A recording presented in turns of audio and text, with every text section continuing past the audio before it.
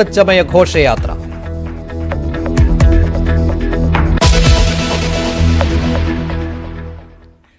ADGP MR Ajith കുമാറിന് സ്വർണ്ണക്കടത്ത് കേസിലും പങ്കുണ്ട് എന്നുള്ള കാര്യം നേരത്തെ തന്നെ PV അൻവർ MLA ആരോപണമായി ഉന്നയിച്ചതാണ്. സ്വർണ്ണക്കടത്ത് സംഘങ്ങളുമായി ADGP MR അജിത് കുമാറിന് ബന്ധമുണ്ടെന്നായിരുന്നു അൻവറിന്റെ പരാതി. ഇപ്പോൾ അജിത് കുമാറിനെതിരെ പുതിയ വെളിപ്പെടുത്തലുമായി സ്വർണ്ണക്കടത്ത് കേസിൽ അന്ന് ഒരു ഇടനിലക്കാരനുണ്ടായിരുന്നു, ഷാജ് കിരൺ.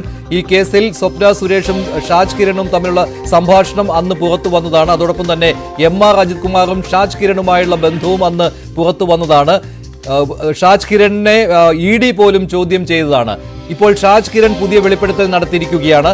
നിരവധി തവണ അജിത് കുമാർ ഷാജ് കിരണുമായി ഫോണിൽ സംസാരിച്ചിരുന്നു. ഇതിന്റെ ചാറ്റുകളും ന്യൂസ് 18 പുറത്തുവിടുകയാണ്. സ്വപ്ന സുരേഷ് ഉൾപ്പെട്ട സ്വർണ്ണക്കടത്ത് കേസിൽ പ്രതിയായ സരിത്തിനെ കസ്റ്റഡിയിലെടുത്ത ശേഷം MR അജിത് കുമാറിനുണ്ടായത് നേട്ടങ്ങൾ മാത്രമാണെന്നാണ് ഷാജ് കിരൺ പറയുന്നത്. സർക്കാരിനെ രക്ഷിക്കുവാനുള്ള ശ്രമങ്ങളായിരുന്നു MR അജിത് കുമാർ നടത്തിക്കൊണ്ടിരുന്നത്. ആരോപണം മുഖ്യമന്ത്രിയുടെ ഓഫീസിലേക്ക് എത്താതിരിക്കുന്നതിന് വേണ്ടിയുള്ള ശ്രമങ്ങളായിരുന്നു MR അജിത് കുമാർ നടത്തിയത്. 2022 ജൂൺ 8-ന് ഷാജ് കിരണും MR അജിത് കുമാറും തമ്മിൽ നടത്തിയ വാട്സാപ്പ് ചാറ്റിന്റെ പകർപ്പ് ന്യൂസ് 18 ലഭിച്ചു.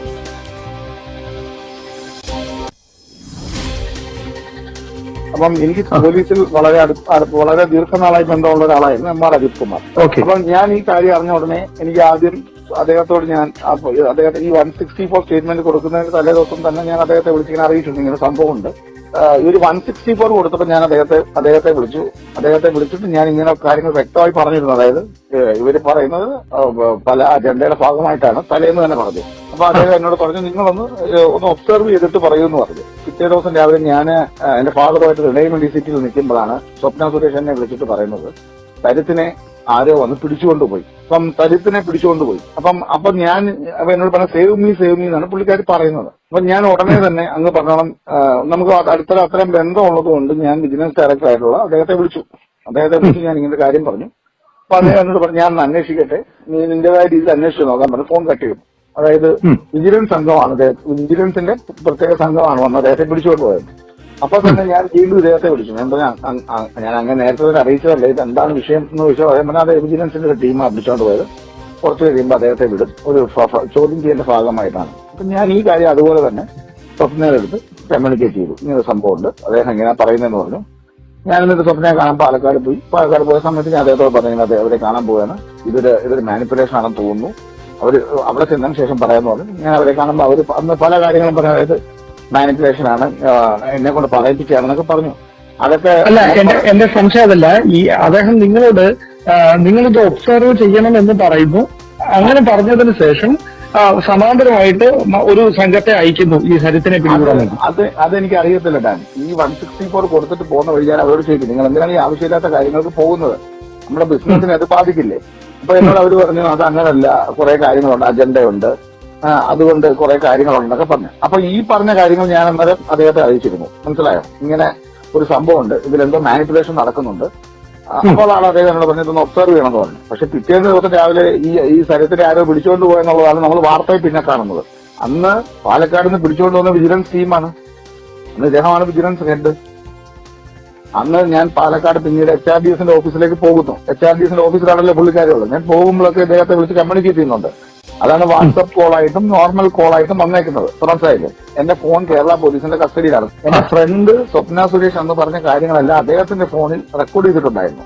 ഞാൻ അദ്ദേഹമായിട്ട് അവസാനം സംസാരിച്ചു വെച്ച ഫോണിന്റെ സ്ക്രീൻഷോട്ട് വരെ എന്റെ കയ്യിലുണ്ട്. സ്വപ്ന സുരേഷിന്റെ സരിത്തിനെ പിടിച്ചുകൊണ്ട് പോകുന്ന ദിവസം അവസാനമായി സംസാരിക്കുന്നത്. അന്ന് പാലക്കാട് വരെ അദ്ദേഹത്തോട് ഞാൻ സംസാരിച്ചിട്ടുണ്ട്. പിറ്റേ ദിവസം രാവിലെ സ്വപ്ന സുരേഷ് ഈ ഹൈക്കോടതിയിൽ ഒരു ഹർജി കൊടുക്കുന്നു, മുഖ്യമന്ത്രിയുമായി ബന്ധപ്പെട്ട് ഒരാൾ വന്ന് സംസാരിക്കുന്നു എന്ന് പറയുന്നത് വരെ ഞാൻ MR അജിത് കുമാറുമായി സംസാരിച്ചിട്ടുണ്ട്. അതിന്റെ പിറ്റേ ദിവസം.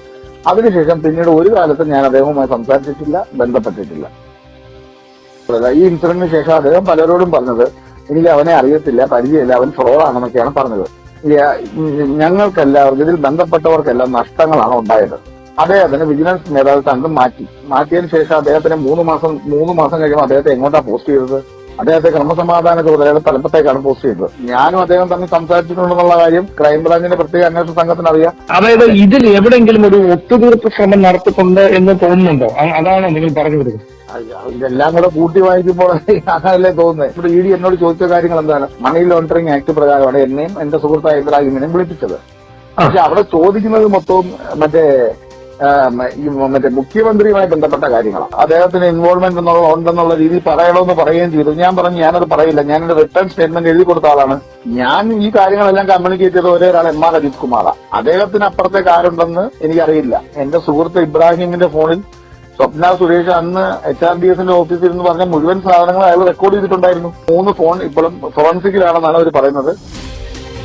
വിജിലൻസ് മേധാവിയായിരുന്ന സമയത്ത് എം ആർ അജിത് കുമാർ താനുമായിട്ട് നിരന്തരം സംസാരിച്ചിരുന്നു, വാട്സപ്പ് ചാറ്റുകൾ ഉണ്ട് എന്നാണ് ഷാജ് കിരൺ പറയുന്നത്. വിജിലൻസ് മേധാവിക്ക് എന്താണ് സ്വർണ്ണക്കടത്ത് കേസിൽ കാര്യം? അതിനുശേഷം ഇക്കാര്യം തെളിഞ്ഞതോടെ എം ആർ അജിത് കുമാറിനെ വിജിലൻസ് മേധാവി സ്ഥാനത്ത് നിന്ന് മാറ്റിയിരുന്നു. പക്ഷേ അന്വേഷണത്തിന് ശേഷം അദ്ദേഹം തിരികെ എത്തിയത് ക്രമസമാധാന പാലന ചുമതലയുള്ള ADGP ആയിട്ടാണ്. അപ്പോൾ ഏത് രീതിയിലുള്ള ഇടപെടലാണ് എം ആർ അജിത് കുമാർ നടത്തിയത് എന്ന സംശയം കൂടുതൽ ശക്തമാകുന്നതാണ്. ഷാജ് കിരണുമായി എം ആർ അജിത് കുമാർ നടത്തിയ ചാറ്റുകൾ, അതോടൊപ്പം തന്നെ അവർ തമ്മിലുള്ള സംസാരങ്ങളെല്ലാം. ഇപ്പോൾ സ്വപ്ന സുരേഷ് ഇതേക്കുറിച്ച് പ്രതികരിച്ചിരുന്നു. താൻ അന്ന് പറഞ്ഞതെല്ലാം സത്യമാണെന്ന് തെളിയുന്നുവെന്നായിരുന്നു സ്വപ്ന സുരേഷിന്റെ പ്രതികരണം. മുഖ്യമന്ത്രിയുടെ ഓഫീസിനെ കുറിച്ച് താൻ അന്ന് പറഞ്ഞ കാര്യങ്ങൾ ഇപ്പോൾ സത്യമായി വരികയല്ലേ എന്നും സ്വപ്ന സുരേഷ് ചോദിക്കുന്നു.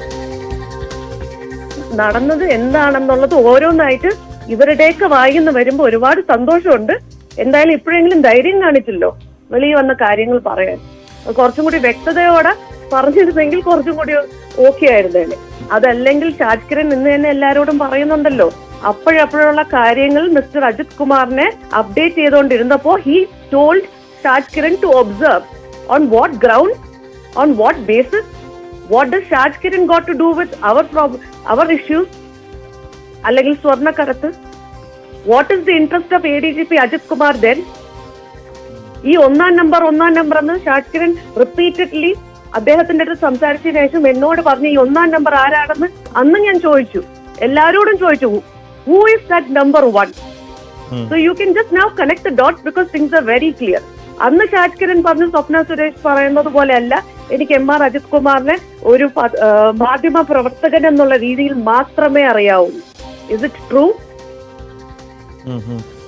നിങ്ങൾ എല്ലാരും മാധ്യമ പ്രവർത്തകരാണല്ലോ. എങ്ങനെയാണ് ഒരു ADGP വിജിലൻസ് ഒരു വ്യക്തിയെ വിളിച്ചിട്ട് പറയുന്നത് സ്വപ്ന സുരേഷിന്റെയും ബാക്കിയുള്ള കാര്യങ്ങളും ഒന്ന് ഒബ്സർവ് ചെയ്യാൻ? അത്രയും ബന്ധവും വിശ്വാസവും ഉണ്ടെങ്കിലല്ലേ അത് നടക്കത്തുള്ളൂ. ഞാനിതെല്ലാം ആദ്യം മുതലേ പറഞ്ഞു വരുന്നതാണ്. Right from the release of Sivasankar sir's book അന്ന് മുതൽ തുടങ്ങിയതാണ് ഞാൻ ഡിക്ലെയർ ചെയ്യുക. അന്ന് എന്റെ വക്കീല് ശിവശങ്കർ വക്കീലോ കൃഷ്ണരാജ് വക്കീലോ അല്ല. എന്നെ ആർക്കും അങ്ങനെ ഉപയോഗിച്ചോ മാനിപ്പുലേറ്റ് ചെയ്തോ കാര്യങ്ങൾ ചെയ്യിക്കാനോ പറയിക്കാനോ പറ്റില്ല. ഞാൻ പറഞ്ഞ ഒരു കാര്യം ഇന്നേ വരെ തെറ്റിയിട്ടുമില്ലല്ലോ. ഞാൻ ആരുടെയെങ്കിലും പേര് പറഞ്ഞിട്ടുണ്ടെങ്കിൽ അവർ റിലേറ്റഡ് ആയിട്ടുള്ള എല്ലാ വിവാദങ്ങളിലും എല്ലാ കാര്യങ്ങളിലും തെളിവ് അടക്കം വെളിയിൽ വേറെ വഴിയിൽ കൂടി വന്നിട്ടുണ്ട്. So I don't think I have to give more explanation on the old stories. കേരളത്തിൽ നടക്കുന്നത് നോർമലായ ലോയോ ജസ്റ്റിസോ അല്ല. അവിടെ നടക്കുന്നത് പൂർണ്ണമായ ഗുണ്ടായിസമാണ്. ആൻഡ് എന്റെ വീട്ടിൽ വന്ന് ശരത്തിനെ കിഡ്നാപ്പ് ചെയ്തുകൊണ്ട് പോയിട്ട് അതിന്റെ പിന്നാലെ ഇത് പുറത്തായപ്പോഴത്തേക്കും there was a team who came and removed the CCTV visuals from that community. And വിജിലൻസിൽ നമുക്ക് കേസൊന്നുമില്ല. നമ്മളെ ചോദ്യം ചെയ്യാൻ വിളിക്കണമെങ്കിൽ ആരെയും പിടിച്ചുകൊണ്ട് പോയി അവരെ ആക്രമിച്ച് അവരെ കിഡ്നാപ്പ് ചെയ്യുന്ന രീതിയല്ല ഒരു ഓഫീസിനും ഉള്ളത്. നമ്മൾ ഒരുപാട് ഏജൻസീസിന്റെ മുമ്പേ ചോദ്യം ചെയ്യാൻ ഇരുന്നിട്ടുണ്ട്, നമ്മൾ അക്യൂസ്ഡ് ആയിട്ടുണ്ട്, നമ്മൾ അറസ്റ്റ് ചെയ്തിട്ടുണ്ട്. ഇതുപോലത്തെ ഒരു രീതി കേരള പോലീസിന്റെ ഇടയിലും ഒരു ഡിപ്പാർട്ട്മെന്റിനും നമുക്ക് അനുഭവപ്പെട്ടിട്ടില്ല.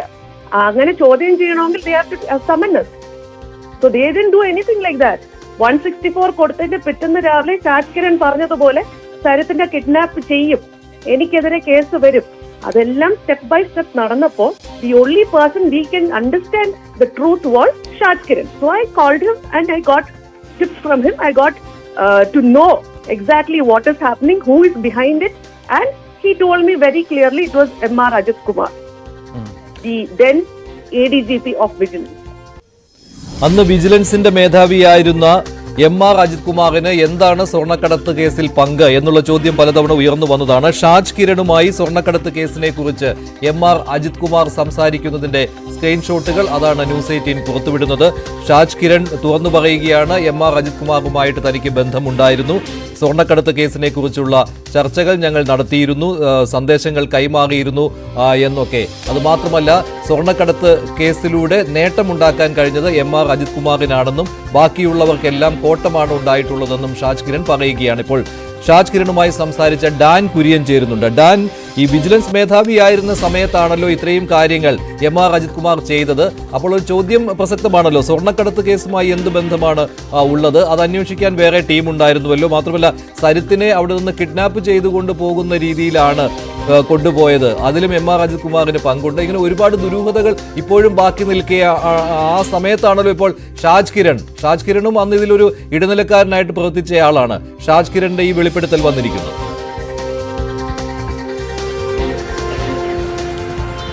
ADGP MR അജിത് കുമാറിനെതിരെ ഈ ഗുരുതരമായ ആരോപണം മുന്നോട്ട് വച്ചത് ഭരണപക്ഷത്തെ MLA കൂടിയായ ഈ വിവാദങ്ങൾക്കെല്ലാം തുടക്കമിട്ട PV അൻവർ MLA ആണ്. അദ്ദേഹം ഈ വെളിപ്പെടുത്തൽ നടത്തി. അത് വലിയ തരത്തിൽ ചലനങ്ങൾ ഉണ്ടാക്കിയതിന് പിന്നാലെയാണ് അത് ശരിവെക്കുന്ന തരത്തിലുള്ള പ്രതികരണവുമായി സ്വർണ്ണക്കടത്ത് കേസിൽ സ്വപ്ന സുരേഷുമായി ബന്ധപ്പെട്ട സ്വർണ്ണക്കടത്ത് കേസിലെ ഇടനിലക്കാരനായി പിന്നീട് വിശേഷിപ്പിക്കപ്പെട്ട ഷാജ് കിരൺ വിവാദ വെളിപ്പെടുത്തലുമായി രംഗത്തെത്തിയിരിക്കുന്നത്. അദ്ദേഹത്തിന് മാധ്യമപ്രവർത്തകൻ എന്ന നിലയിലുള്ള പരിചയമായിരുന്നില്ല MR അജിത് കുമാർ എന്ന വിജിലൻസ് തലവനുമായി അന്നുണ്ടായിരുന്നത് എന്ന് വ്യക്തമാക്കുന്ന സ്ക്രീൻഷോട്ടാണ് നമുക്കതിന് തെളിവായി ഇപ്പോൾ ലഭിച്ചിരിക്കുന്നത്. അതായത് ഷാജ് കിരണിന്റെ ഫോണിലേക്ക് തുടർച്ചയായി 5 തവണ MR അജിത് കുമാർ ഫോണിൽ ബന്ധപ്പെടാൻ ശ്രമിക്കുന്നു. ഷാജ് കിരൺ ഈ കേസുമായി ബന്ധപ്പെട്ട് സ്വപ്ന നീങ്ങുന്നതിന് പിന്നിൽ സ്വപ്നയുടെ അഡ്വക്കേറ്റുമാരായ ശിവശങ്കറും അതോടൊപ്പം കൃഷ്ണരാജുമാണ് എന്ന് പറയുന്നു. PC ജോർജിനും സരിതയ്ക്കും ഈ വിവാദങ്ങളിൽ പങ്കുണ്ടെന്ന് പറയുന്നു. അങ്ങനെ അതിന്റെ പർപ്പസ് എന്താണെന്ന് ചോദിച്ച് MR അജിത് കുമാർ വീണ്ടും ഷാജ് കിരണ് മെസ്സേജ് അയക്കുന്നു. അതുമായി ബന്ധപ്പെട്ട് ഇവർ തമ്മിൽ നേരത്തെ തന്നെ ബന്ധമുണ്ടായിരുന്നു, സൗഹൃദമുണ്ടായിരുന്നു എന്ന് വ്യക്തമാക്കുന്ന വാട്സാപ്പ് ചാറ്റിന്റെ സ്ക്രീൻഷോട്ടാണ് പുറത്തു വന്നിരിക്കുന്നത്. എന്നാൽ ഒരു ഘട്ടത്തിലും MR അജിത് കുമാർ ഷാജ് കിരണുമായി തനിക്ക് വ്യക്തിപരമായ അടുപ്പമുണ്ടായിരുന്നു എന്ന കാര്യം സമ്മതിക്കത്തില്ല. മാധ്യമപ്രവർത്തകൻ എന്ന നിലയിൽ ഷാജിനെ പരിചയമുണ്ട് എന്നതിനപ്പുറത്തേക്ക് മറ്റ് സൗഹൃദങ്ങളൊന്നും ഇല്ലായിരുന്നു എന്നാണ് അദ്ദേഹം. വാട്സാപ്പ് ചാറ്റുകളിൽ ഈ കേസിനെ കുറിച്ചും സ്വപ്ന സുരേഷിനെ കുറിച്ചുമുള്ള കാര്യങ്ങളാണോ ഇവർ തമ്മിൽ സംസാരിച്ചു കൊണ്ടിരുന്നത്?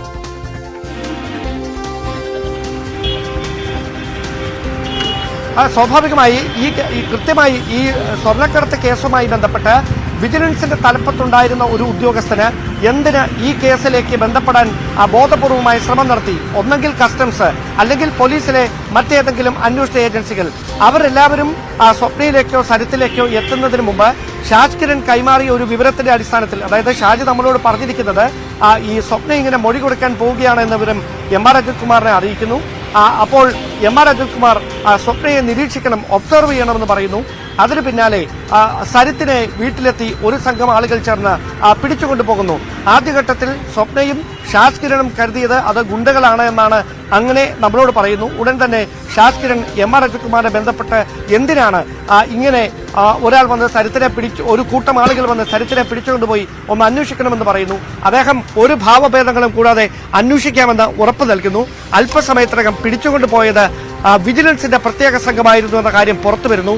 തുടർന്ന് ഷാജ് കിരൺ വീണ്ടും MR അജിത് കുമാറിനെ വിളിക്കുന്നു. അപ്പോൾ അദ്ദേഹം തന്നെ സമ്മതിക്കുന്നു അത് വിജിലൻസ് സംഘമാണ്, കുറച്ച് കാര്യങ്ങൾ ചോദിച്ചറിയാൻ വേണ്ടി കസ്റ്റഡിയിലെടുത്തതാണെന്ന്. ഈ കേസിൽ MR അജിത് കുമാർ എന്ന വിജിലൻസ് ഡയറക്ടർക്കുള്ള പ്രത്യേക താല്പര്യമെന്ത്? അതാണ് ഏറ്റവും ദുരൂഹതയുണർത്തുന്ന, സംശയമുണർത്തുന്ന. അതിൽ മുഖ്യമന്ത്രിയുടെ ഓഫീസിനെ രക്ഷിക്കുന്നതിന് വേണ്ടി, അല്ലെങ്കിൽ രഹസ്യങ്ങൾ സ്വപ്ന സുരേഷിൽ നിന്ന് പുറത്തു വരാതിരിക്കുന്നതിന് വേണ്ടിയുള്ള ശ്രമങ്ങൾ MR അജിത് കുമാർ നടത്തി എന്നാണല്ലോ. അതായിരുന്നുവല്ലോ സ്വപ്ന സുരേഷിന്റെ ആരോപണവും വന്നത്. ഇപ്പോൾ സ്വപ്ന പറയുന്നുമുണ്ട് ആ കാര്യങ്ങളെല്ലാം തെളിഞ്ഞു വരികയാണെന്ന്. മുഖ്യമന്ത്രിയുടെ ഓഫീസിനെ രക്ഷിക്കുന്നതിന് വേണ്ടിയിട്ടാണോ അതോ മുഖ്യമന്ത്രിയുടെ ഓഫീസിനെ സമ്മർദ്ദത്തിലാക്കുന്നതിന് വേണ്ടിയിട്ടുള്ള നീക്കമാണോ MR അജിത് കുമാർ നടത്തിയതെന്നൊക്കെ വരും ദിവസങ്ങളിൽ ഇതുമായി ബന്ധപ്പെട്ട് പുറത്തുവരുന്ന വിശദാംശങ്ങളിലൂടെ മാത്രമേ നമുക്ക് വ്യക്തമാകുകയുള്ളൂ. കാരണം ഞാൻ അങ്ങനെ പറയാൻ കാരണം വിജിലൻസ് തലപ്പത്ത് നിന്ന ഈ വിവാദങ്ങളുടെ പശ്ചാത്തലത്തിലായിരുന്നു MR അജിത് കുമാറിനെ മാറ്റി നിർത്തുന്നത്. പക്ഷേ ചുരുങ്ങിയ ഇടവേളയ്ക്ക് ശേഷം സംസ്ഥാനത്തെ ഏറ്റവും നിർണായകമായ ഒരു പദവിയിലേക്ക്, ക്രമസമാധാന ചുമതലയുടെ ADGP എന്ന പദവിയിലേക്ക് MR അജിത് കുമാർ തിരികെ എത്തുമ്പോൾ സ്വാഭാവികമായി അത് കൃത്യമായ ചില സ്വാധീനങ്ങളുടെ പരിണിത ഫലമായിട്ടാണ് അങ്ങനെ ഒരു നിർണായക പദവിയിലേക്ക് ഈ വിവാദങ്ങളിൽ അകപ്പെട്ട ഒരു ഉന്നത പോലീസ് ഉദ്യോഗസ്ഥൻ തിരികെ എത്തുന്നതെന്ന കാര്യം അന്നു മുതൽ തന്നെ പറഞ്ഞു കേട്ടതായിരുന്നു. പക്ഷേ അത് ശരിവെക്കുന്ന തരത്തിലുള്ള വിവരങ്ങളും തെളിവുകളും ഈ ഘട്ടത്തിൽ പുറത്തു വരുമ്പോൾ ഇപ്പോഴുണ്ടായിരിക്കുന്ന സംഭവങ്ങളുമായി കൂടി നമ്മളതിനെ ചേർത്ത് വായിക്കേണ്ടി വരും. കാരണം SP സുജിത് ദാസിനെതിരെ ഉയർന്ന ആരോപണങ്ങളെക്കാൾ ഗുരുതരമായ ആരോപണങ്ങളായിരുന്നു PV അൻവർ MLA ക്രമസമാധാന ചുമതലയുടെ ADGPക്കെതിരെ ഉന്നയിച്ചത്. പക്ഷേ അദ്ദേഹത്തിനെതിരെ അത്തരത്തിലുള്ള ഒരു നടപടികളും സ്വീകരിക്കുകയോ തൽക്കാലത്തേക്ക് ചുമതലയിൽ നിന്ന് മാറ്റി നിർത്തുകയോ പോലും ചെയ്യാതെ SP സുജിത് ദാസിലേക്ക് മാത്രം ഈ നടപടികൾ ഒതുങ്ങിയപ്പോൾ തന്നെ ആരെയോ ഭയക്കുന്നുണ്ട് ആഭ്യന്തര വകുപ്പ് എന്ന തരത്തിലുള്ള വിവരങ്ങളൊക്കെ പുറത്തു വന്നിരുന്നു.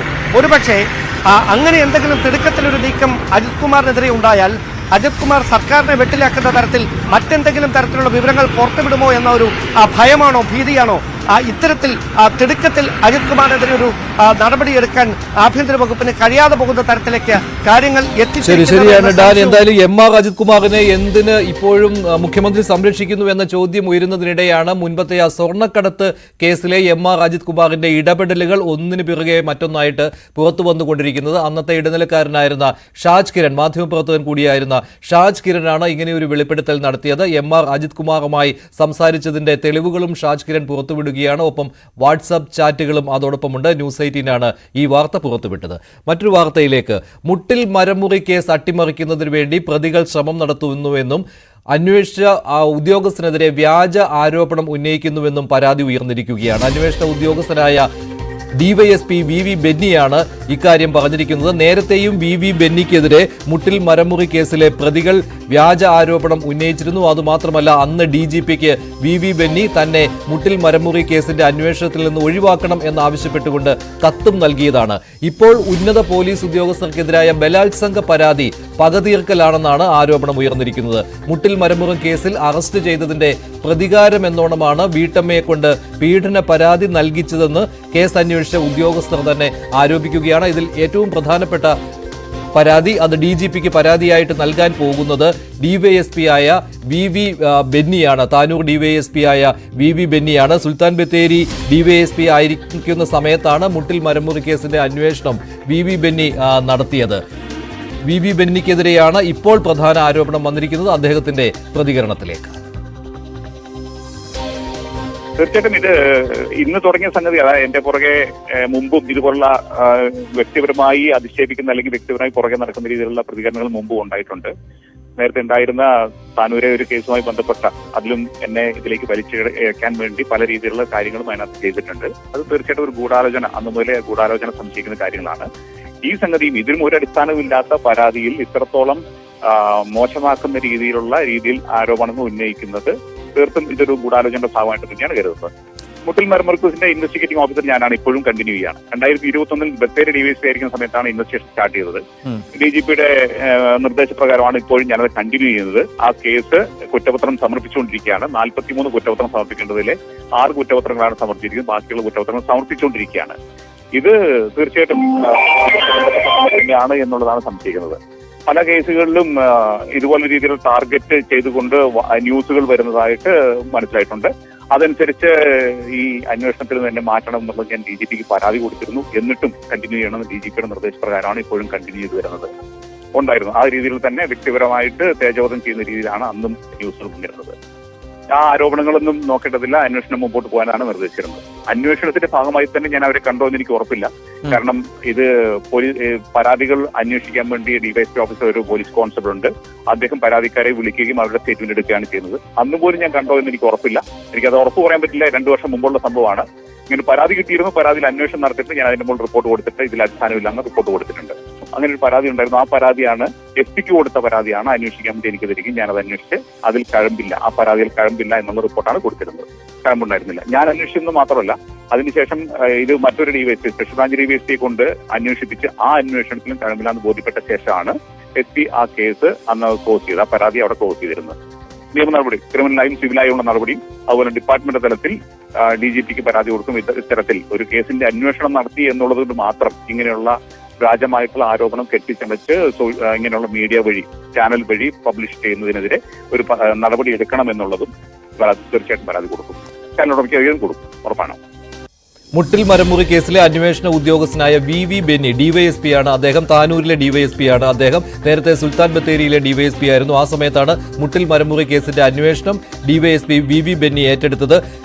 അന്ന് മുതൽ തന്നെ അദ്ദേഹത്തിനെതിരെ വലിയ രീതിയിലുള്ള പ്രചാരണം മുട്ടിൽ മരമുറി കേസിലെ പ്രതികളായ അഗസ്റ്റിൻ സഹോദരങ്ങൾ നടത്തിയിരുന്നു. അന്നും DGPക്ക് പരാതി നൽകിയതാണ് ഈ കേസിൽ നിന്ന് ഒഴിവാക്കണം എന്നാവശ്യപ്പെട്ടുകൊണ്ട്. പക്ഷേ കേസുമായി മുന്നോട്ട് പോകാനാണ്, അന്വേഷണവുമായി മുന്നോട്ട് പോകാനായിരുന്നു DGPയുടെ നിർദ്ദേശം. ഇതുപ്രകാരം 6 കുറ്റപത്രങ്ങൾ സമർപ്പിച്ചു കഴിഞ്ഞു മുട്ടിൽ മരമുറി കേസിൽ. ഇനിയും 36 കുറ്റപത്രങ്ങൾ കൂടി സമർപ്പിക്കാൻ ബാക്കി നിൽക്കുകയാണ്. വീണ്ടും തനിക്കെതിരെ വ്യാജ ആരോപണങ്ങൾ, അതിപ്പോൾ ഒരു ബലാത്സംഗ പരാതിയാണ്, ആ രീതിയിൽ വ്യാജ ആരോപണങ്ങൾ ഉന്നയിക്കുന്നത് എന്നാണ് ഡിവൈഎസ്പി വി ബെന്നി പറയുന്നത്. DGPക്ക് ഇതിനെക്കുറിച്ചുള്ള പരാതി നൽകുന്നതിന് പുറമെ നിയമപരമായും നേരിടുമെന്ന് ഡിവൈഎസ്പി പറയുകയാണ്. ഡിവൈഎസ്പി വി ബെന്നിക്കെതിരെ മാത്രമല്ല, മുൻ പൊന്നാനി SHO ആയിരുന്ന വിനോദിനെതിരെയും ഇങ്ങനെ ഒരു ആരോപണം ഉണ്ടായിരുന്നു. ബലാത്സംഗ പരാതിയായിരുന്നു. അത് നിഷേധിച്ചുകൊണ്ട് വിനോദും സംസാരിക്കുകയുണ്ടായി. അദ്ദേഹത്തിന്റെ പ്രതികരണത്തിലേക്ക്.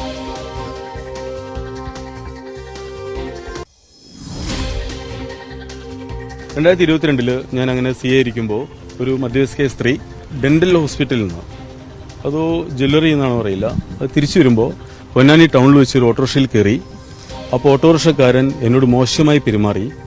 അപ്പോൾ ഈ പരാതി സ്വാഭാവികമായി സ്റ്റേഷനിൽ വന്ന ഉടനെ ആദ്യം PR-ഓട് അടുത്താണ് ചെല്ലുക. അന്ന് അവിടെ SI കൃഷ്ണലാലായിരുന്നു. അങ്ങനെ കുറച്ച് കഴിഞ്ഞിട്ട് ഈ പരാതിയുമായിട്ട് എൻ്റെ അടുത്ത് PR വന്നു. സാർ ഇങ്ങനെ പരാതി ലഭിച്ചിട്ടുണ്ട് എന്ന് പറഞ്ഞു. നമ്മൾ എങ്കിൽ പെട്ടെന്ന് ഓട്ടോറിക്ഷക്കാരും പ്രതിയൊക്കെ നോക്കണം എന്ന് പോലീസുകാരെ വിട്ടു. അങ്ങനെ ചില പോലീസുകാരോട് പറഞ്ഞു, സാറും ശ്രദ്ധിച്ചിട്ട് കേസെടുത്താൽ മതി. കാരണം എന്താണെന്ന് വെച്ചാൽ ഈ സ്ത്രീ ഇങ്ങനെ പലർക്കുമെതിരെ വ്യാജ പരാതികൾ കൊടുത്തിട്ട് പിന്നീട് പുറത്തു വെച്ച് കോംപ്രമൈസ് ചെയ്തിട്ട് പണം തട്ടുന്ന സ്ത്രീയാണ്. ഏകദേശം രാത്രി 10 മണിയാകുമ്പോൾ വളരെ വിശ്വസ്തനായ ഒരു വ്യക്തിയുടെ കോൾ എനിക്ക് ലഭിക്കുകയാണ്. സ്റ്റേഷനിൽ ചില ആളുകൾ പരാതിയായിട്ട് വരുമ്പോൾ ചില ഉദ്യോഗസ്ഥർ കേസെടുക്കാതെ പുറത്തുനിന്ന് കോംപ്രമൈസ് ആക്കിയിട്ട് എന്തെങ്കിലും ഒരു എമൗണ്ട് അവർക്ക് വാങ്ങിക്കൊടുത്ത് ബാക്കി തുക ഉദ്യോഗസ്ഥന്മാർ വാങ്ങുന്ന ഒരു പ്രവണതയുണ്ട്. അന്ന് പൊന്നാനി SI ഇപ്പോൾ താനൂര് കേസിൽ സസ്പെൻഷനിലായിട്ടുള്ള കൃഷ്ണലാൽ SI ആയിരുന്നു. അപ്പോൾ ഈ സ്ത്രീ കൃഷ്ണലാലിന്റെ അടുത്താണ് പരാതിയിട്ട് വന്നത്. അപ്പോൾ SI പുറത്തുനിന്ന് സംസാരിക്കുന്നുണ്ട്. അതിൽ എന്തോ ഒരു പണം കോംപ്രമൈസ് ആയിട്ടുണ്ട്. അതിൽ കുറെ SIക്കും കിട്ടും. അപ്പോൾ സാർ ഇത് അനുവദിക്കരുത്, അതുകൊണ്ട് നിങ്ങൾ വിവരം തന്നതിന് നൽകി. കാരണം ഒരു CAയുടെ ഫോണിലേക്ക് രഹസ്യ വിവരം എന്ന് പറഞ്ഞ് പലരും വിവരങ്ങൾ പറയും. ഓട്ടോറിക്ഷക്കാരനെതിരെ FIR രജിസ്റ്റർ ചെയ്തു. ഇതെല്ലാം രേഖകളുള്ളതാണ്. FIR രജിസ്റ്റർ ചെയ്തു. പ്രതിയെ 2 പോലീസുകാർ മഫ്റ്റിയിൽ വിട്ടേച്ച് പ്രതിയെ പിടിച്ചു കൊണ്ടുവന്ന് അറസ്റ്റ് ചെയ്തു. അവനെ റിമാൻഡ് ചെയ്തു. ഓട്ടോറിക്ഷ സീസ് ചെയ്ത്, മാസ്റ്റർ പ്രകാരം സീസ് ചെയ്ത് നേരെ ഓട്ടോറിക്ഷ കോടതിക്ക് കൊടുത്തു. ഒരു 10:30 ഈ സ്ത്രീ രണ്ടാമത് ദേഷ്യം പിടിച്ചു വരുന്നുണ്ട്. നിങ്ങൾ കാരണം എനിക്ക് കിട്ടേണ്ട പണമൊക്കെ നഷ്ടപ്പെടുകയാണ്. എന്തിനത് കേസിന്റെ ആവശ്യം? എനിക്കത് ചർച്ച മതിയല്ലോ എന്ന് പറഞ്ഞു. നിയമപരമായ പരാതി വിട്ട് കേസെടുക്കുകയാണ് വേണ്ടത്. നിങ്ങൾ ഇനി എന്തെങ്കിലും നിങ്ങൾ വനിതാ പോലീസ് വിമൻ ഡെസ്കിലിരിക്കുന്ന പോലീസോട് സംസാരിക്കുമെന്ന് പറഞ്ഞു. പിന്നെയാണ് അറിയുന്നത് ഈ സ്ത്രീ കൃഷ്ണലാലിന്റെ വീട്ടിൽ മറ്റേ അടുക്കളപ്പണിയൊക്കെ സഹായിച്ചിരുന്ന സ്ത്രീയാണ് എന്ന് വിശ്വസ്തരെന്ന് പറഞ്ഞറിയുന്നത്. പിന്നീട് കൃഷ്ണലാൽ പൊന്നാനി സ്റ്റേഷനിൽ നിന്ന് ചില വിഷയങ്ങളെ തുടർന്ന് പൊന്നാനി സ്റ്റേഷനിൽ നിന്ന് ഇദ്ദേഹത്തെ ജില്ലാ പോലീസ് മേധാവി ഇതിനെ ഇടപെട്ടിട്ട് ട്രാൻസ്ഫർ ചെയ്തു. അങ്ങനെ ഇരിക്കുകയാണ് ഒരു ദിവസം ബെന്നി സാറ് സ്റ്റേഷനിൽ വരുന്നത്. വിനോദിനെതിരെ പരാതി ലഭിച്ചിട്ടുണ്ട്, നിങ്ങൾ ഈ സ്ത്രീയുടെ വീട്ടിൽ പോയിരുന്നോ, നിങ്ങളുമായി ഈ സ്ത്രീ സമ്പർക്കമുണ്ടോ എന്ന് ചോദിച്ചു. നമ്മൾ സാർ എൻ്റെ കോൾ ഡീറ്റെയിൽസ് എല്ലാം പരിശോധിക്കണം, എൻ്റെ ലൊക്കേഷൻ നോക്കണം, കണ്ട ആളുകളെ ചോദ്യം ചെയ്യണം. അപ്പോൾ അദ്ദേഹം എൻ്റെ എല്ലാ പ്രൈവറ്റ് നമ്പറുകൾ എല്ലാം ഉൾപ്പെടെ കോൾ ഡീറ്റെയിൽസ് എടുത്തു. ഞാൻ ഇവർ ആരോപിക്കപ്പെടുന്ന സമയത്തിൻ്റെ ലൊക്കേഷൻ എല്ലാം നോക്കി. സാറ് വളരെ ക്ലിയർ കട്ടായി 4-5 ദിവസത്തിന് ശേഷം സാറ് കണ്ടെത്തി ഞാൻ ഇതുവരെ ആ സ്ത്രീയെ സ്റ്റേഷന് പുറത്തു വെച്ച് കാണുകയോ വിളിക്കുകയോ ചെയ്തിട്ടില്ല. ഒരു സിംഗിൾ കോൾ പോലും എൻ്റെ നമ്പറിൽ നിന്ന് അവർക്ക് പോയിട്ടില്ല. സാർ ആ പരാതി ക്ലോസ് ചെയ്ത് ജില്ലാ പോലീസ് മേധാവിക്ക് സമർപ്പിച്ചു. ഇതാണ് അന്നത്തെ SHO ആയിരുന്ന വിനോദ് പറയുന്നത്. എന്തായാലും ഈ പരാതിക്ക് പിന്നിൽ സാമ്പത്തിക താല്പര്യം മാത്രമാണെന്ന് നേരത്തെ സ്പെഷ്യൽ ബ്രാഞ്ചിന്റെ റിപ്പോർട്ടും ഉണ്ടായിരുന്നു. ഇതിനു പുറമെ ഒരാൾക്കെതിരെ കൂടി ഈ യുവതി പരാതി ഉന്നയിച്ചതാണ്, ആരോപണം ഉന്നയിച്ചതാണ്. അത് കഴിഞ്ഞ ദിവസം സസ്പെൻഷനിലായ പത്തനംതിട്ട SP ആയിരുന്ന സുജിത് ദാസിനെതിരെയായിരുന്നു. സുജിത് ദാസ് അന്ന് മലപ്പുറം SP ആയിരുന്ന സമയത്ത് ബലാത്സംഗം ചെയ്തു എന്നായിരുന്നു ആ യുവതിയുടെ നേരത്തെയുള്ള പരാതി. അതിൽ സുജിത് ദാസും പ്രതികരിക്കുകയുണ്ടായി. അദ്ദേഹത്തിന്റെ പ്രതികരണത്തിൽ സാറിപ്പോ ഈ പൊന്നാനിയിലെ ഒരു സ്ത്രീയുടെ പരാതി വന്നിരിക്കുന്നത് SP ആയിരിക്കുമ്പോൾ താങ്കളും അതുപോലെ DYSP ബെന്നിയും ഒക്കെ അവരെ ബലാത്സംഗം ചെയ്തു എന്ന തരത്തില് 2 തവണ ബലാത്സംഗം ചെയ്തു എന്നാണ് താങ്കൾക്കെതിരെ ഈ സ്ത്രീയുടെ പരാതി. ഈ സ്ത്രീയെ താങ്കൾക്ക് പരിചയമുണ്ടോ? ഈ ആരോപണത്തിൽ എന്തെങ്കിലും അടിസ്ഥാനമുള്ളതായി കരുതുന്നുണ്ടോ? ഇത് ഇന്നത്തെ ദിവസം രാവിലെ ബ്രേക്ക് ചെയ്യുന്നതായിട്ട് ഞാൻ ശ്രദ്ധയിൽപ്പെട്ടിരുന്നു. അപ്പൊ എന്താണ് ഇതിന്റെ ബാക്ക്ഗ്രൗണ്ട് എന്നറിയാണ്ട് ഞാൻ എന്റെ ഓഫീസിൽ വെരിഫൈ ചെയ്തിരുന്നു. അപ്പൊ അതിൽ നിന്ന് എനിക്ക് മനസ്സിലാകുന്നത് ഇത് 2022 പൊന്നാനി പോലീസ് സ്റ്റേഷൻ പരിധിയിൽ നിന്നും വന്ന ഒരു പരാതിക്കാരിയാണ്. അപ്പോൾ ഇവർ വരുമ്പോൾ ഇവരുടെ പരാതിയുടെ വിഷയം എന്ന് പറയുന്നത് ഇവര് പൊന്നാനി ഇൻസ്പെക്ടർ ആയിട്ടുള്ള വിനോദ് എന്ന് പറയുന്ന ഇൻസ്പെക്ടർ ഇവരെ വീട്ടിൽ പോയി ബലാത്സംഗം ചെയ്തെന്നും അത് ഡിവൈഎസ്പി തിരൂരിനോട് പരാതി പറഞ്ഞിട്ട് നീതി ലഭിച്ചില്ല എന്ന് പറഞ്ഞിട്ടാണ് ഇവർ പരാതിയായിട്ട് എന്റെ ഓഫീസിൽ വരുന്നത്. ആ ഓഫീസിൽ വന്നതിന്റെ കാര്യം നിങ്ങൾക്ക് മലപ്പുറം DPO ഇല്ലേ, അവിടെ റിസപ്ഷനിസ്റ്റ് ആയിട്ടുള്ള വ്യക്തിയുടെ കയ്യിലുള്ള രജിസ്റ്റർ നോക്കിയാൽ പരിശോധിച്ചാൽ മനസ്സിലാകും. അപ്പൊ ഇവര് വന്നിരിക്കുന്ന പരാതിക്കാരിയും പരാതിക്കാരിയുടെ കുട്ടിയും അതുപോലെ തന്നെ അവരുടെ സഹോദരൻ എന്ന് പറയപ്പെടുന്ന ഒരു വ്യക്തിയും കൂടെ എന്റെ ഓഫീസിൽ വന്നതായിട്ടാണ് എന്റെ ധാരണ. അതില് നിങ്ങൾക്ക് കൃത്യമായിട്ടും അവിടെ ഡോർ PC ആയിട്ടുള്ള ആളുകളോടും എന്റെ ഓഫീസിലുള്ള വ്യക്തികളോടും ഒക്കെ തന്നെ ചോദിച്ചാലായിട്ട് ചിലപ്പോൾ മനസ്സിലാകുമായിരിക്കും. ഇവര് വന്നു, ഈ പരാതി പറഞ്ഞു. ഈ പരാതി ഞാൻ അന്വേഷിക്കാനായിട്ട് ഡിവൈഎസ്പി സ്പെഷ്യൽ ബ്രാഞ്ച് ആയിരുന്ന KM ബിജുവിന് ഞാനത് കൊടുത്തു. അദ്ദേഹം ഇന്ന് ഇപ്പോഴത്തെ തിരൂർ DYSP ആണ്. ഇതിനെക്കുറിച്ച് വിശദമായിട്ടുള്ള അന്വേഷണം നടത്തിയിട്ട് ഈ പരാതി തെറ്റായ പരാതിയാണ്, കളവായ പരാതിയാണെന്നുള്ള റിപ്പോർട്ട് എനിക്ക് തോന്നുന്നു 2022 അവസാനത്തോടു കൂടി ബിജു റിപ്പോർട്ട് തന്നിട്ടുള്ളതാണ്. ആ റിപ്പോർട്ടിന്റെ അടിസ്ഥാനത്തിൽ ഈ പരാതി ക്ലോസ് ചെയ്തിട്ടുള്ളതുമാണ്. അപ്പോൾ ഇതിന്റെ വിഷയത്തിൽ ആ പരാതിയിൽ പറഞ്ഞ റിപ്പോർട്ടിൽ പറയുന്നത് ഇവര് പൊന്നാനി സ്റ്റേഷനിൽ സ്ഥിരമായി പരാതി കൊടുക്കുന്ന വ്യക്തിയാണ്. അപ്പൊ ഇതുമായി ബന്ധപ്പെട്ട് അവര് പറഞ്ഞ രീതിയിൽ കാര്യങ്ങൾ SHO ശ്രദ്ധിച്ചില്ല എന്നുള്ളതിന്റെ രീതിക്ക് SHO ബലാത്സംഗം ചെയ്തെന്ന് പറഞ്ഞിരിക്കുന്നു. അങ്ങനെയാണ് ആ പരാതി തന്നത്. അതിനെക്കുറിച്ച് വിശദമായിട്ട് DYSP സുഷ്വാജ് അന്വേഷിച്ച് റിപ്പോർട്ട് തന്നിട്ടുള്ളതാണ്. അത് നിങ്ങൾക്ക് മലപ്പുറം DPOയുമായി ബന്ധപ്പെട്ടിട്ട് ആ റിപ്പോർട്ടുകൾ പരിശോധിക്കാവുന്നതാണ്. ഇപ്പോൾ പറഞ്ഞിരിക്കുന്നത് വ്യക്തിവൈരാഗ്യത്തിന്റെ അടിസ്ഥാനത്തിലാണോ ഈ ഒരു ആക്ഷേപം? ഇത് ഇപ്പോഴത്തെ ഒരു സാഹചര്യത്തിൽ, കാരണം അവിടെ നിന്ന് ഞാൻ ട്രാൻസ്ഫർ ആയി പോയിട്ട് ഏകദേശം 1 വർഷമാകുന്നു. ഇപ്പോൾ ഈ പരാതി വരുന്ന പ്രത്യേക സാഹചര്യം എന്താണെന്ന് എനിക്ക് മനസ്സിലാവുന്നില്ല. ഇപ്പോഴത്തെ പരാതിയിൽ ഇവർ തന്ന പരാതിയും അതിന്റെ ഡീറ്റെയിൽഡ് സ്റ്റേറ്റ്മെന്റും അന്നത്തെ DYSP സ്പെഷ്യൽ ബ്രാഞ്ച് റിപ്പോർട്ട് ചെയ്തിട്ടുള്ളതാണ്, റെക്കോർഡ് ചെയ്തിട്ടുള്ളതാണ്. ഇപ്പോഴവർ പറയുന്നതിന്റെ അകത്ത് ഇൻസ്പെക്ടർ മാത്രമല്ല ബലാത്സംഗം ചെയ്തത്, DYSPയും SP-യും ചെയ്തെന്നൊക്കെ പറയുന്നു. അപ്പോൾ ഇത് വളരെ തികഞ്ഞ ഒരു ക്രിമിനൽ ഗൂഢാലോചന ഇതിന്റെ പിന്നിലുണ്ടെന്ന് ഞാൻ വിശ്വസിക്കുന്നു ഇപ്പോഴത്തെ ഒരു സാഹചര്യത്തില്. അപ്പോൾ അതിനെക്കുറിച്ച് വിശദമായിട്ട് അന്വേഷിക്കാനായിട്ട് ഞാൻ എന്തായാലും പരാതി ബഹുമാനപ്പെട്ട മുഖ്യമന്ത്രിക്കും അതുപോലെ സംസ്ഥാന പോലീസ് മേധാവിക്കും കൊടുക്കുന്നുണ്ട്. അതിനോടൊപ്പം തന്നെ ലീഗൽ ഒഫീഷ്യൽസിനോടും കൂടെ ചോദിച്ചതിന് ശേഷം ഇതുമായി ബന്ധപ്പെട്ടിട്ട് സിവിലായിട്ടും ക്രിമിനലായിട്ടുമുള്ള ഡിഫോമേഷൻ നടപടികൾ അത് ചെയ്യാനായിട്ടും ഞാൻ അതിനെക്കുറിച്ച് ചെയ്യുന്നുണ്ട്. ഈ താങ്കൾക്കെതിരെ ഒരു ഗൂഢാലോചന നടന്നിട്ടുണ്ട്. PV അൻവർ MLA അടക്കമുള്ളവര് ഈ കുറെ ദിവസങ്ങളായി താങ്കൾക്കെതിരെ വ്യക്തിപരമായിട്ടുള്ള ആക്ഷേപങ്ങൾ ഉന്നയിക്കുന്നുണ്ട്.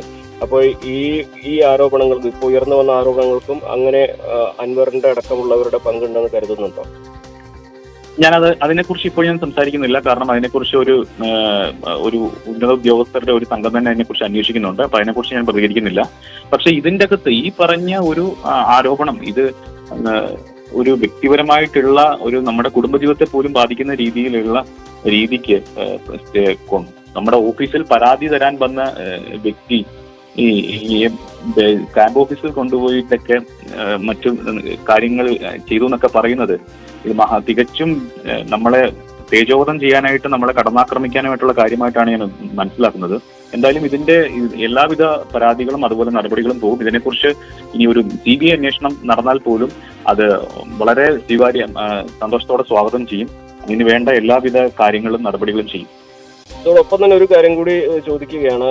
ഈ സ്വർണ്ണക്കടത്തുമായിട്ടും വലിയ ആക്ഷേപങ്ങൾ താങ്കൾക്കെതിരെ ഉന്നയിക്കുന്നുണ്ട്. അതും ഈ അന്വേഷണത്തിന്റെ പരിധിയിൽ വരുന്ന സാഹചര്യത്തിൽ അത്തരം ആരോപണങ്ങളോട് പ്രതികരിക്കുന്നുണ്ടോ? ഇപ്പോൾ അത് അവരുടെ ഉന്നത ഉദ്യോഗസ്ഥർ അന്വേഷിക്കുന്നുണ്ട്, അവരന്വേഷിക്കട്ടെ. പോലീസുകാർ ചേർന്ന് ബലാത്സംഗം ചെയ്തു എന്നുള്ള പരാതിയാണ് ഒരു സ്ത്രീ ഉന്നയിച്ചിരുന്നത്. പക്ഷേ ഈ പരാതിക്ക് പിന്നിൽ സാമ്പത്തിക താല്പര്യം മാത്രമാണെന്ന് നേരത്തെ സ്പെഷ്യൽ ബ്രാഞ്ച് റിപ്പോർട്ട് നൽകിയതാണ്. പരാതി വ്യാജമാണെന്നും പരാതിക്കാരിക്കെതിരായ കണ്ടെത്തലുകൾ ഉൾപ്പെടുത്തിയ റിപ്പോർട്ടാണ് നേരത്തെ DGPക്ക് കൈമാറിയിരുന്നത്. മാധ്യമങ്ങളിലൂടെ ഇപ്പോൾ പ്രതികരിച്ചതിനപ്പുറം പരാതി രേഖാമൂലം ഉന്നയിക്കാൻ ഇതുവരെ സ്ത്രീ തയ്യാറായിട്ടുമില്ല. CV അനുമോദ് ഉണ്ട് മലപ്പുറത്ത് നിന്ന് കൂടുതൽ വിവരങ്ങളുമായി. അനുമോദ്, ഇപ്പോൾ ഇത് ഈ DYSP VV ബെന്നിക്കെതിരെ നേരത്തെയും ഈ മുട്ടിൽ മരമുറി കേസിലെ പ്രതികൾ ആരോപണം ഉന്നയിച്ചു എന്നുള്ള രീതിയിൽ DGPക്ക് പരാതി പോയതാണ്. അന്നും DGP പറഞ്ഞത് ആ ആരോപണങ്ങൾ കണക്കാക്കേണ്ട, മുട്ടിൽ മരമുറി കേസ് അന്വേഷണവുമായി താങ്കൾ തുടർന്നോളൂ എന്ന് VV ബെന്നിയോട് ആവശ്യപ്പെട്ടതും അദ്ദേഹം ഇപ്പോഴും മുട്ടിൽ മരമുറി കേസ് അന്വേഷിച്ചു വരികയുമാണ്. അതിൽ കുറ്റപത്ര സമർപ്പണം പൂർത്തിയായിട്ടുമില്ല. അപ്പോൾ ഈ സമയത്ത് ബെന്നിയെ കൊടുക്കുന്നതിന് വേണ്ടിയുള്ള അടുത്ത ആരോപണം ഈ രീതിയിലാണോ കാര്യങ്ങൾ പോകുന്നത്? DYSP ബെന്നി തന്നെ ഇക്കാര്യം പറയുകയും ചെയ്തുവല്ലോ, ഇക്കാര്യം എനിക്ക് ബോധ്യമായിട്ടുണ്ട് എന്ന്.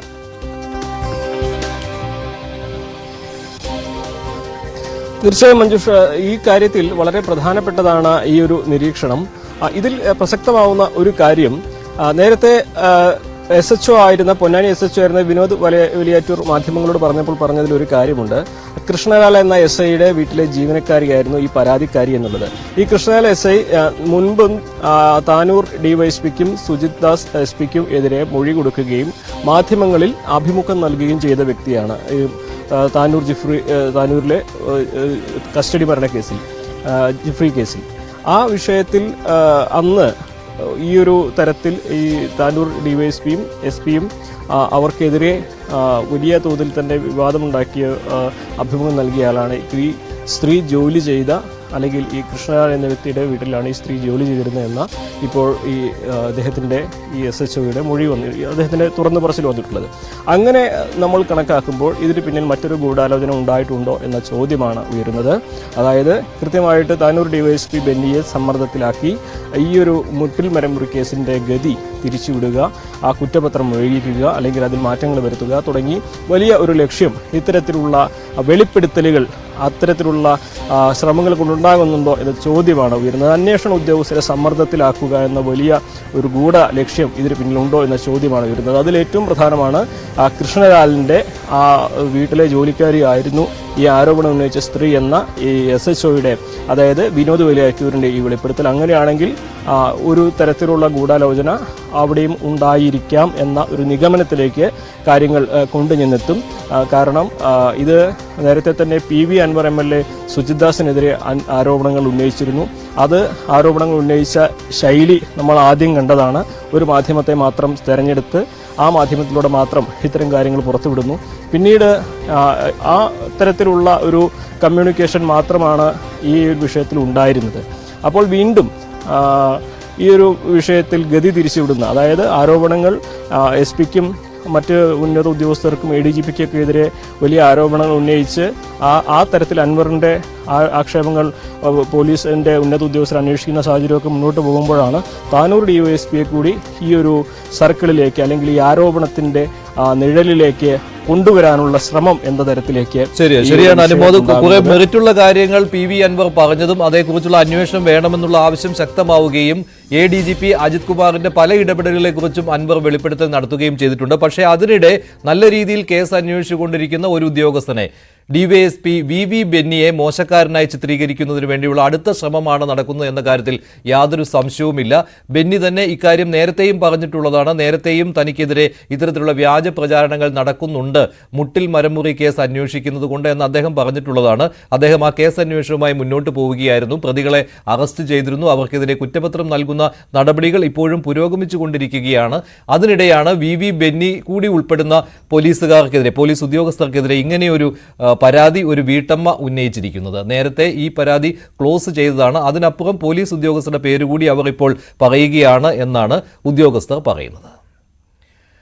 മറ്റൊരു വാർത്തയിലേക്ക്. തനിക്കെതിരായ അന്വേഷണത്തിൽ സർക്കാരിനെയും DGPയെയും മറികടന്നുള്ള ഇടപെടലുമായി ADGP MR അജിത് കുമാർ. അന്വേഷണം നടത്തുന്ന സംഘത്തിലെ IG-യും DIG-യും തനിക്ക് റിപ്പോർട്ട് ചെയ്യേണ്ടതില്ല എന്നാണ് അജിത് കുമാറിന്റെ സർക്കുലർ. ഈ രണ്ട് ഉദ്യോഗസ്ഥരും DGPക്ക് റിപ്പോർട്ട് ചെയ്താൽ മതിയെന്നും ADGPയുടെ കത്തിൽ പറയുന്നുണ്ട്. ഡാൻ കുര്യൻ ചേരുകയാണ് കൂടുതൽ വിവരങ്ങളുമായി. ഡാൻ, പക്ഷേ ഇങ്ങനെ ഒരു കത്ത് കൊടുക്കേണ്ട ആവശ്യം എന്തായാലും ADGPക്ക് ഇല്ലല്ലോ. മാത്രമല്ല അതൊരു ഉദ്യോഗസ്ഥരെ മറികടക്കുകയാണല്ലോ, DGPയെ മറികടന്നുള്ള ഒരു കത്താണല്ലോ വന്നിരിക്കുന്നത്.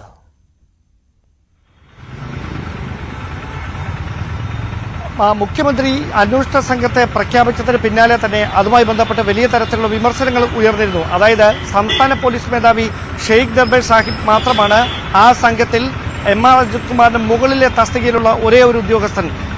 തിരുവനന്തപുരം സിറ്റി പോലീസ് കമ്മീഷണറും ഇൻസ്പെക്ടർ ജനറലുമായ ജി സ്പർജൻ കുമാർ, തോംസൺ ഉൾപ്പെടെയുള്ള മറ്റ് ഉദ്യോഗസ്ഥരെല്ലാം അദ്ദേഹത്തിന്റെ കീഴിൽ അദ്ദേഹമാണ് അവരുടെ എല്ലാം റിപ്പോർട്ടിംഗ് അതോറിറ്റി. അപ്പോൾ അങ്ങനെ ഒരു സംഘത്തിന് എങ്ങനെ സുഗമമായി ഇദ്ദേഹത്തിനെതിരായ അന്വേഷണം നടത്താൻ കഴിയുമെന്നൊരു വലിയ ചോദ്യവും വിമർശനവും ആദ്യഘട്ടം മുതൽ തന്നെ ഉയർന്നിരുന്നു. ടി.വി. അൻവർ തന്നെയാണ് അക്കാര്യത്തിൽ ആദ്യം വിശദീകരണവുമായി രംഗത്തെത്തിയത്. ഹെഡ്മാസ്റ്റർക്കെതിരായ പരാതിയിൽ പിയൂണും അധ്യാപകരും ചേർന്ന് എങ്ങനെ അന്വേഷണം നടത്തും, അതിന് മുകളിലേക്കല്ലേ പോകേണ്ടതെന്ന തരത്തിലുള്ള അതൃപ്തി വ്യക്തമാക്കുന്ന തരത്തിലുള്ള പരാമർശങ്ങൾ നടത്തിയത് പി.വി. അൻവർ എം.എൽ.എ. തന്നെയായിരുന്നു. അതിന് പിന്നാലെയാണ് എം.ആർ. അജിത് കുമാർ സംസ്ഥാന പോലീസ് മേധാവിക്ക് ഇത്തരത്തിലൊരു കത്ത് കൈമാറിയിരിക്കുന്നത് എന്നാണ് നമുക്ക് മനസ്സിലാക്കാൻ കഴിയുന്നത്. അതായത് ഈ കേസിന്റെ അന്വേഷണ കാലത്ത് അദ്ദേഹത്തെ അല്ല, അത് റിപ്പോർട്ടിംഗ് അതോറിറ്റി, ഈ ഐ.ജിയുടെയും DIGയുടെയും റിപ്പോർട്ടിംഗ് അതോറിറ്റി സംസ്ഥാന പോലീസ് മേധാവി ആയിരിക്കും ആക്കണം എന്നാണ് ഈ കത്തിൽ വ്യക്തമായി എടുത്തു പറയുന്ന കാര്യം. പക്ഷേ അങ്ങനെ ഒരു തീരുമാനം എടുക്കേണ്ടത് സംസ്ഥാന പോലീസ് മേധാവിയാണ്. അദ്ദേഹം അവിടെ ഇരിക്കുമ്പോൾ പിന്നെ എന്തിന് ഇത്തരമൊരു വിവാദമാകുന്ന കത്ത് അത് കൈമാറി എന്നതാണ് ശ്രദ്ധേയമായിട്ടുള്ള കാര്യം. ഒരു കാര്യം ഉറപ്പാണ്, ഏതെങ്കിലും തരത്തിലുള്ള ഇടപെടലുകൾ കീഴുദ്യോഗസ്ഥരുടെ ഭാഗത്ത് നിന്ന് ADGPയെ രക്ഷിക്കാനായി ഉണ്ടായാൽ അപ്പോൾ കാണാം ബാക്കി നടപടികൾ എന്ന മുന്നറിയിപ്പ് പി.വി. അൻവർ തന്നെ കഴിഞ്ഞ ദിവസം മാധ്യമങ്ങളുടെ ചോദ്യത്തിന് പ്രതികരിച്ചിരുന്നു. പക്ഷേ ഇത്തരമൊരു കത്ത് അതിന് പിന്നാലെ എം.ആർ. അജിത് കുമാർ തന്നെ നൽകുമ്പോൾ എന്ത് ഉദ്ദേശത്തോടെയാണ് അദ്ദേഹം ഈ ലെറ്റർ കൈമാറിയിരിക്കുന്നത് എന്ന കാര്യത്തിലാണ് ഇപ്പോൾ സംശയമുയരുന്നത്. ശരി, ഡാൻ കുര്യനാണ് വിവരങ്ങൾ നൽകിയത്. തനിക്ക് റിപ്പോർട്ട് ചെയ്യേണ്ടതില്ല എന്നാണ് ADGP എം.ആർ. അജിത് കുമാർ ഉദ്യോഗസ്ഥർക്ക് നിർദ്ദേശം നൽകിയിരിക്കുന്നത്. പോലീസിനെതിരെ ഉയർന്ന ആരോപണങ്ങളെക്കുറിച്ച് അന്വേഷണം നടത്തുന്ന ഉദ്യോഗസ്ഥരോടാണ് ഇത്തരമൊരു നിർദ്ദേശം ADGP എം.ആർ. അജിത് കുമാർ നൽകിയിരിക്കുന്നത്. മുഖ്യമന്ത്രി രാജിവെക്കണം എന്നാവശ്യപ്പെട്ടുകൊണ്ട് കോൺഗ്രസിന്റെയും യൂത്ത് കോൺഗ്രസിന്റെയും പ്രതിഷേധ മാർച്ചുകളായിരുന്നു ഇന്ന് സംസ്ഥാനത്തിന്റെ വിവിധ ഭാഗങ്ങളിൽ. പ്രധാനപ്പെട്ട മാർച്ച് നടന്നത് സെക്രട്ടേറിയറ്റിന് മുന്നിലേക്കായിരുന്നു. കോൺഗ്രസിന്റെ പ്രധാനപ്പെട്ട നേതാക്കളെല്ലാം ഈ മാർച്ചിൽ പങ്കെടുത്തു. KPCCയുടെ നേതൃത്വത്തിലായിരുന്നു പ്രതിഷേധ മാർച്ച്. സെക്രട്ടേറിയറ്റിന് മുന്നിൽ പ്രതിപക്ഷ നേതാവ് V D Satheesan, KPCC president K Sudhakaran എന്നിവർ മാർച്ചിൽ പങ്കെടുത്ത പ്രവർത്തകരെ അഭിസംബോധന ചെയ്തു. കണ്ണൂരിൽ യൂത്ത് കോൺഗ്രസിന്റെ പ്രതിഷേധമാണ് ഇന്ന് കാണാനായത്. യൂത്ത് കോൺഗ്രസിന്റെ പ്രതിഷേധത്തിൽ കണ്ണൂരിൽ സംഘർഷവുമുണ്ടായി. ബാരിക്കേഡ് വെച്ച് പോലീസ് പ്രതിഷേധക്കാരെ തടഞ്ഞു, ജലപീരങ്കി പ്രയോഗിച്ചു. പോലീസും പ്രവർത്തകരും തമ്മിൽ ഉന്തും തള്ളുമുണ്ടായി. കണ്ണൂരിലെ ദൃശ്യങ്ങളാണ് ഇപ്പോൾ കാണുന്നത്.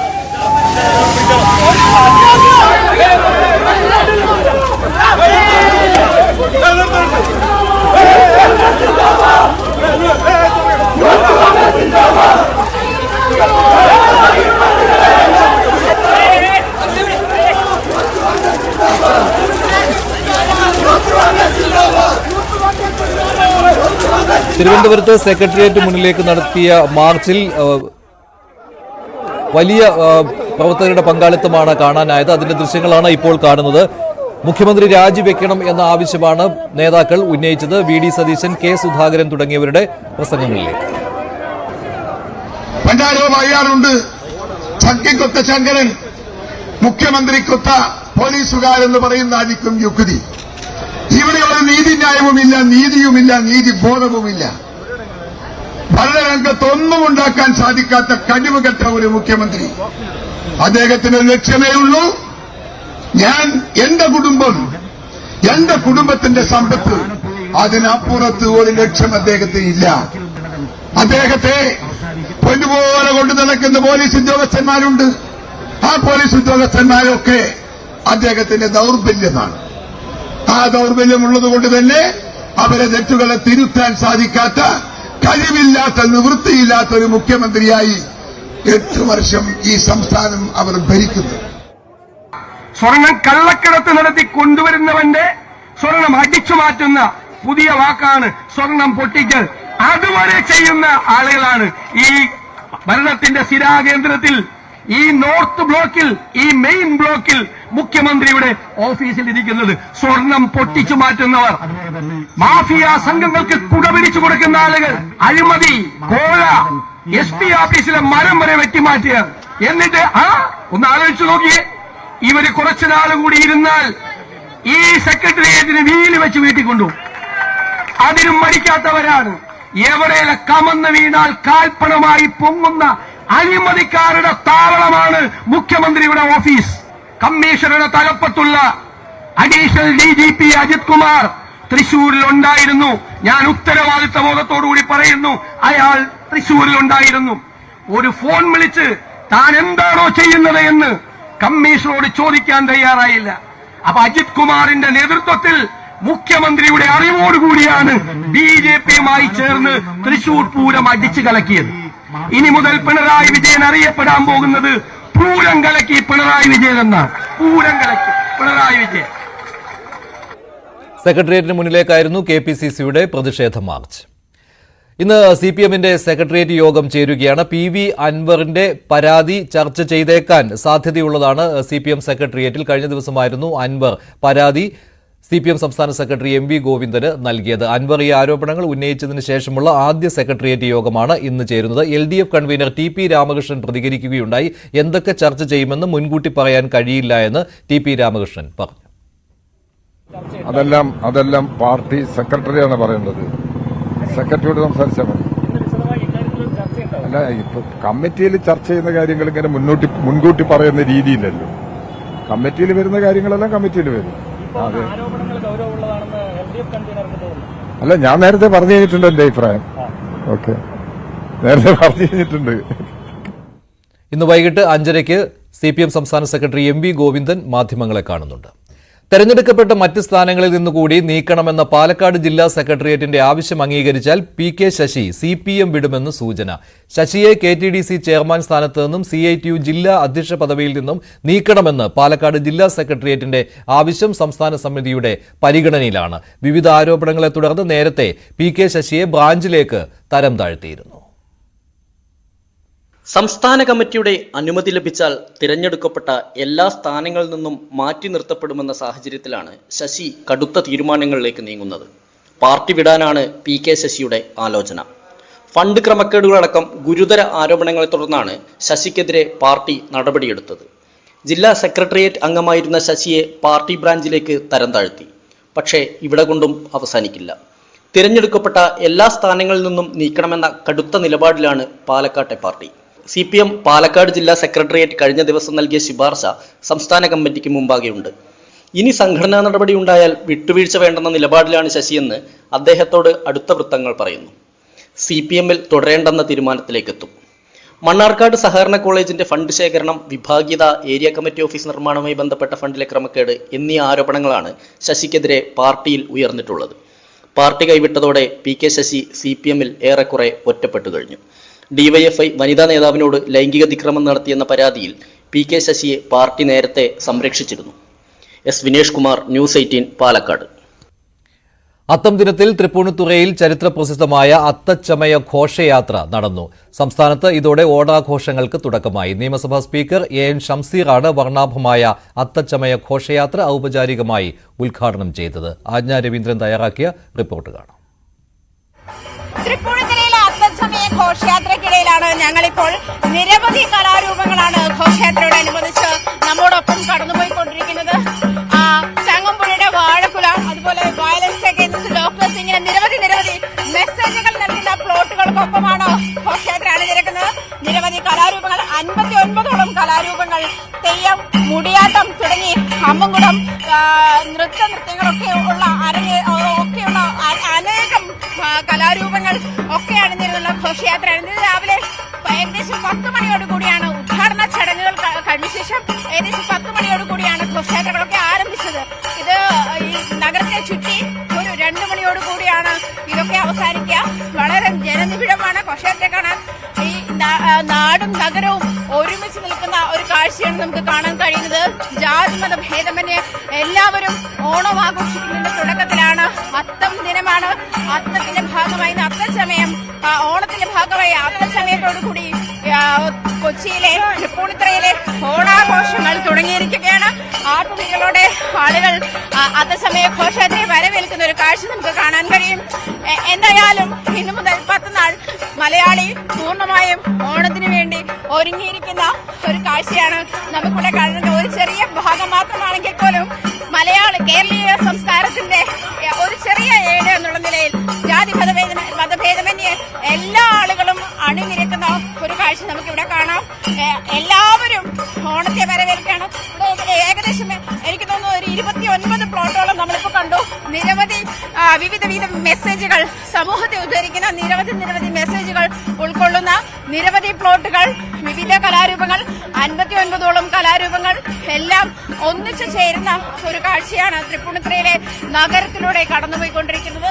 തൃപ്പൂണിത്തുറയിൽ അത്തച്ചമയ ഘോഷയാത്രയുടെ ഭാഗമായിട്ടാണ് ഈ പ്ലോട്ടുകളെല്ലാം അണിനിരക്കുന്നത്. തൃപ്പൂണിത്തുറയിലെ അത്തച്ചമയ ഘോഷയാത്രയുടെ ദൃശ്യങ്ങളാണ് കണ്ടത്. സന്ദർശകരെ കാത്ത് നെടുമങ്ങാട് തത്തംകോട്ടെ ജമന്തിപ്പാടം. നെടുമങ്ങാട് ബ്ലോക്ക് പഞ്ചായത്താണ് 2 ഏക്കറിൽ മനോഹരമായ പൂപ്പാടം തയ്യാറാക്കിയത്.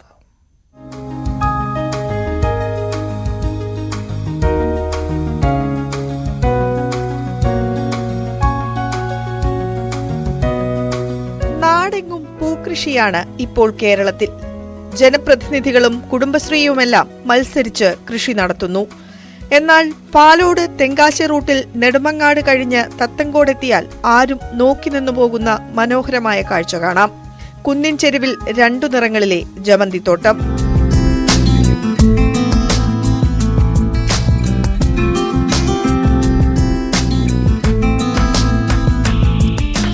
ഓണത്തിന് പൂക്കളമൊരുക്കാൻ മാത്രമല്ല, മനോഹരമായ പൂന്തോട്ടം സന്ദർശകർക്കായി തുറന്നുകൊടുക്കാനും നെടുമങ്ങാട് ബ്ലോക്ക് പഞ്ചായത്ത് തയ്യാറെടുക്കുകയാണ്. നമുക്കാവശ്യമായിട്ടുള്ള പച്ചക്കറികളും കിഴങ്ങ് വർഗ്ഗവും നമുക്ക് തന്നെ ഉൽപ്പാദിപ്പിക്കുക എന്നുള്ള ലക്ഷ്യത്തോടു കൂടിയിട്ടാണ് ഈ പദ്ധതി നെടുമങ്ങാട് ബ്ലോക്ക് പഞ്ചായത്ത് ആരംഭിച്ചിട്ടുള്ളത്. 2 മാസം മുമ്പാണ് കൃഷി ആരംഭിച്ചത്. നമ്മളിപ്പോൾ ചെണ്ടുമല്ലി ഇവിടെ കൊടുത്തേക്കുന്നത് ഹൈബ്രിഡ് തൈകളാണ്. അപ്പോൾ നമ്മുടെ പഞ്ചായത്തിന്റെ പൂവനി പുഷ്പകൃഷി പദ്ധതിയുടെ ഭാഗമായിട്ടും അതുപോലെ തന്നെ നെടുമങ്ങാട് ബ്ലോക്ക് പഞ്ചായത്തിന്റെ തരിശുരഹിത ബ്ലോക്ക് പഞ്ചായത്തിന്റെ ആ ഒരു പദ്ധതി, അതുപോലെ തന്നെ കൃഷി വകുപ്പിന്റെ വിവിധ പദ്ധതികളുടെയൊക്കെ ഭാഗമായിട്ടാണ് നമ്മളിപ്പോൾ ഇവിടെ കൃഷി ചെയ്തിട്ടുള്ളത്. നമ്മുടെ ആനാട് പഞ്ചായത്തിൽ നമ്മൾ ഏകദേശം 3 ഹെക്ടർ ഏരിയയിൽ ഈ ഒരു ചെണ്ടുമല്ലി കൃഷി ചെയ്തിട്ടുണ്ട്. ഓണം കണക്കാക്കിയാണ് നമ്മളിപ്പോൾ ഈ ഒരു കൃഷി ചെയ്തിട്ടുള്ളത്. ടൺ കണക്കിന് പൂ ഉൽപ്പാദിപ്പിച്ചെങ്കിലും ഇങ്ങനെ വിപണി കണ്ടെത്തൽ എളുപ്പമല്ല. പൂവിന് പുറമെ പച്ചക്കറിയും വാഴകൃഷിയും ഇവിടെയുണ്ട്. ന്യൂസ് 18 തിരുവനന്തപുരം. അർജന്റീന ഫുട്ബോൾ അസോസിയേഷനുമായി കായിക മന്ത്രി വി അബ്ദുറഹ്മാൻ കൂടിക്കാഴ്ച നടത്തി. അന്താരാഷ്ട്ര സൗഹൃദ മത്സരത്തിന്റെ വേദിയായി കേരളത്തിന്റെ സാധ്യത കൂടിക്കാഴ്ചയിൽ ചർച്ചയായി. ഫുട്ബോൾ അക്കാദമികൾ കേരളത്തിൽ സ്ഥാപിക്കുന്നതിൽ അർജന്റീന ഫുട്ബോൾ അസോസിയേഷൻ താൽപര്യം അറിയിച്ചിട്ടുണ്ട്. കേരളം സന്ദർശിക്കാനും അസോസിയേഷൻ താൽപര്യം കാട്ടിയതായി മന്ത്രി പറഞ്ഞു. friendly match in Kerala, which it's been. ഇനി സ്വർണം വെള്ളി നിരക്കുകൾ കൂടി നോക്കാം. കവിത ഗോൾഡ് ആൻഡ് ഡയമണ്ട്സ് ഇന്നത്തെ സ്വർണം വെള്ളി നിരക്കുകൾ നിങ്ങൾക്കായി സമർപ്പിക്കുന്നത് wedding collections from Kavitha gold and diamonds. സ്വർണം 22 ക്യാരറ്റ് ഗ്രാമിന് 6720, പവന് 53,760. 18 ക്യാരറ്റ് ഗ്രാമിന് 5570, പവന് 44,560. വെള്ളി ഗ്രാമിന് 89, കിലോയ്ക്ക് 89,000. കവിത ഗോൾഡ് ആൻഡ് ഡയമണ്ട്സ് ഇന്നത്തെ സ്വർണം വെള്ളി നിരക്കുകൾ നിങ്ങൾക്കായി സമർപ്പിക്കുന്നത് wedding collections from Kavitha gold and diamonds. ഇടവേളയ്ക്ക് ശേഷം സ്പോർട് ലൈവുമായി ടോം കുര്യാക്കോസ് ചേരും.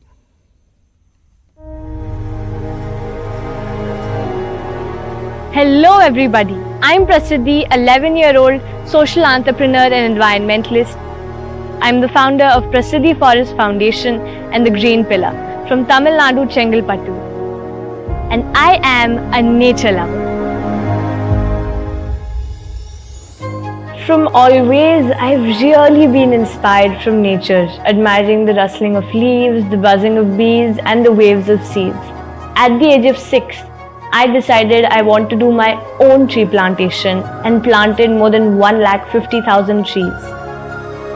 I received Prime Minister National Child Award, the highest civilian honor under 18 in India. It was a motivation boost for me to continue my journey. Project One Tree, as the name suggests, it is all about how one tree can make a difference. We need to understand that if we take one step towards nature, it will come running thousands of steps towards us. The right soil, the right seed, the right environment, everything is important. But most importantly, love, compassion and adoration towards the sapling is what matters the most. Whether we plant 1 tree or 100 trees, our journey is going to be tough. but the learnings are going to be valuable. As young people, the zeal we have, the courage, the power, the creativity we have, if we unleash it for the betterment of our planet, the impact can be marvelous. Each tree, each drop we save, and every environmental action we take is going to matter in this journey. And Project One Tree will definitely play a crucial role in revitalizing India's communities.